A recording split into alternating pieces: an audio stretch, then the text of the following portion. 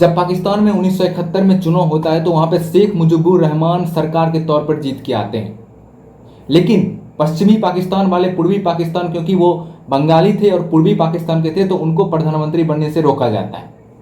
फिर दोनों के बीच लड़ाई होती है, पूर्वी पाकिस्तान पश्चिमी पाकिस्तान, और शेख मुजीबुर रहमान अपनी एक सेना बनाती है जिसको मुक्ति वाहिनी कहते हैं। उस सेना ने पूरे 1971 के लड़ाई का नेतृत्व किया, जो पाकिस्तान, पूर्वी पाकिस्तान और पश्चिमी पाकिस्तान के बीच हुआ था। आप यकीन नहीं करेंगे कि पश्चिमी पाकिस्तान की सेना पूर्वी पाकिस्तान में गई और किस प्रकार से कत्लेआम मचाई। आप यकीन नहीं करेंगे कि ऑफिशियल 35,000 महिलाओं के साथ रेप किया। उनकी सेना अपने ही नागरिकों के साथ इस प्रकार से कत्लेआम मचाया, इस प्रकार से अत्याचार किया। और अंत में जब इंदिरा गांधी की सरकार अपनी सेना भेजती है, भारत सरकार अपनी सेना भेजती है, तब इस मुक्ति वाहिनी के साथ मिलकर सारे पश्चिमी पाकिस्तान की सेनाओं को मारकर खत्म किया जाता है और एक नया राज्य बनकर तैयार होता है। उसको बांग्लादेश कहते हैं। इस बांग्लादेश को तैयार होने में शेख मुजीबुर रहमान, उनकी पार्टी और भारतीय सेना जो मदद की थी, वो बहुत अहम भूमिका रोल अदा करती है आज के बांग्लादेश होने में।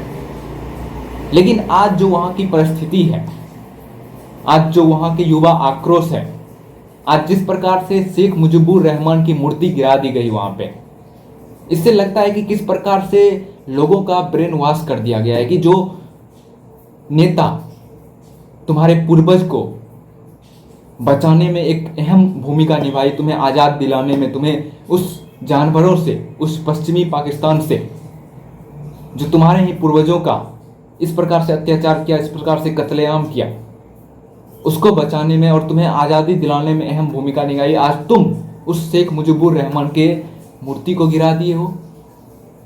इस प्रकार से ब्रेन वॉश किया जा रहा है लोगों को। और कहीं ना कहीं इंडिया में भी इसका वो दिन दूर नहीं है, क्योंकि आजकल जैसा माहौल चल रहा है, आजकल जैसा सोशल मीडिया का दौर चल रहा है, हर एक 14-15 साल के व्यक्ति के पास फोन होता है और वो व्हाट्सएप पे न्यूज पढ़ता है और गांधी को गाली देता है।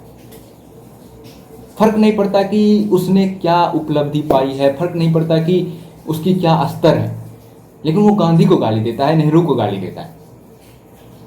और उनसे पूछ लो कि असहयोग आंदोलन क्या है, सविनय अवज्ञा आंदोलन क्या है, भारत छोड़ो आंदोलन क्या है, उनको नहीं पता।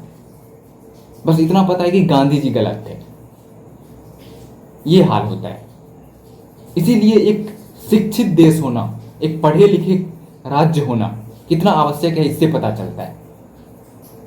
और ये बहुत दुखदाई बात है कि बांग्लादेश के अंदर जो शेख मुजीबुर रहमान की मूर्तियां गिरा दी गई, और इससे लगता है कि मोहम्मद यूनुस साहब जो वर्तमान के अंतरिम गवर्नमेंट हैं, उन्होंने इस पे कुछ बयान नहीं दिया, उन्होंने नहीं रोका, क्योंकि वो एक नोबेल प्राइज विजेता है। उनको कम से कम इस पर बोलना चाहिए कि क्या कर रहे हो। अगर तुम्हें दिक्कत वर्तमान सरकार से है, उनकी बेटी शेख हसीना से है, तो तुम शेख मुजीबुर रहमान की मूर्ति क्यों गिरा रहे हो, क्या कर रहे हो ये?